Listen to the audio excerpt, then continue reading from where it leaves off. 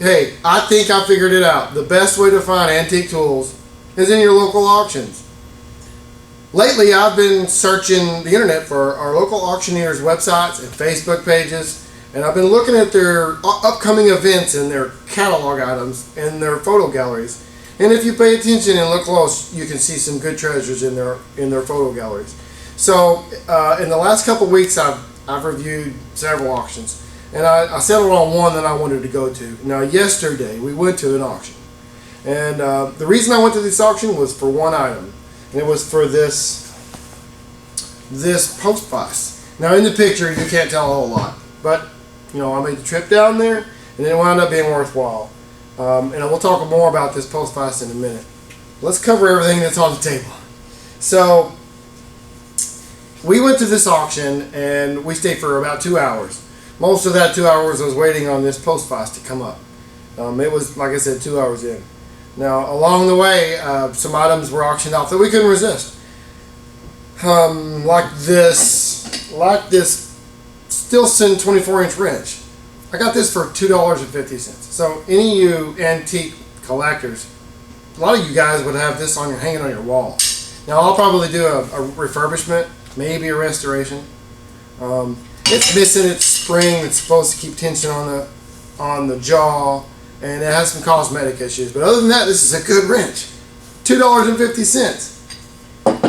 And also, now this caught my eye in the catalog. So I had it in my mind the whole time that I was going to bid on this. This is a Hewingetch hatchet. Now, any of you axe collectors might correct me, but I'm pretty sure it's a Hewing hatchet. Now, the reason it's called a Hewing hatchet is because it's flat on one side and offset on the other. And this is intended for squaring logs and putting flats on wood. The handle obviously isn't correct, but this could be decoration, it could be a restoration or a refurbishment. We haven't decided. Now, one of the auctions I bid on was, let's see, I think it was the files. There's a pretty good assortment of files, and they came in a box. And I actually didn't realize it, but this framing square came in that auction, and I think I gave $7.50 for the files and the framing square. Now this framing square is a Nichols, and I did a little bit of research, a little internet research on this square, and I think this is 1930s era. Not 100% certain about that, but I really like this square. It's an 1/8 inch thick, and most of your modern squares that you buy at Walmart or Home Depot or somewhere like that, they're thinner gauge and you can just bend them so easy. This is a heavy, stout square. Nice square. This, you might be wondering why I have restaurant supply on the table. Well, whenever this come up for auction, I think I was the only bidder. Now, who would want this? Well, me, I want it. It looks like a quench pot to me. I see this filled with quench oil. This thing is like 16 gauge. It has some weight to it, and this will last forever. We'll probably use this for quenching. Next, maybe would be this carpenter's vise or woodworking vise. This is a 10-inch Yost or Yost. I don't know how you say it. It's in good shape. It's got some cosmetic issues and blemishes on it. Now we'll probably lightly refurbish this and put it into use. There's some other items here. Some things that came in lots, and I'm not even sure what these are. These were used in the guy's forge. I'm not really sure how he used them. Yeah, like an old wedge. The number set, I think I gave $5 for it. Good deal. Here's 2 boxes of router bits. Some of them have been sharpened, and some of them still have the factory edge on them. Got them for next to nothing. Now these files, this is about, and I haven't counted them, it looks like about 25, maybe 30 of these files. And they have a triangular profile. It looks like about 120 degrees. Now, they're almost brand new. There's only a few in there that have been used.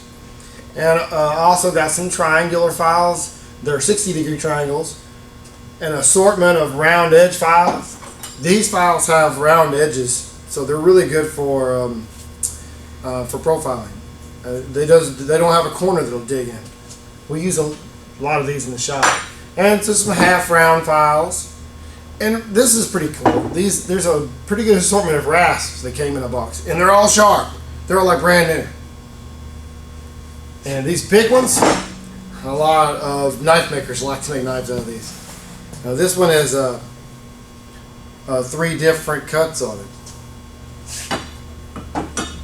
A couple of my more favorite items from this auction would be this hammer. This is a blacksmithing hammer.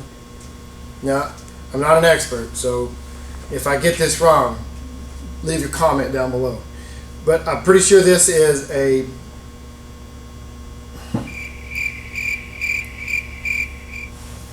say it. Fullering.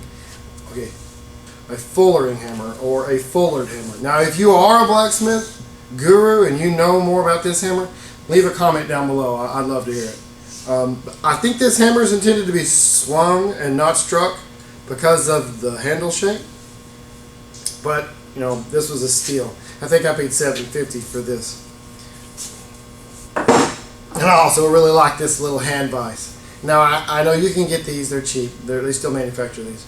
But I like it. This came in a lot with some old soldering irons.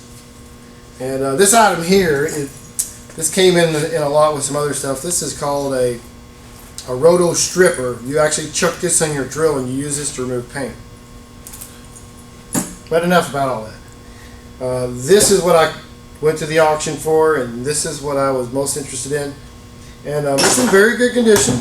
And it has some pitting and stuff. I believe this is an Indian chief. You can still read the word chief, and that's about all you can see on it.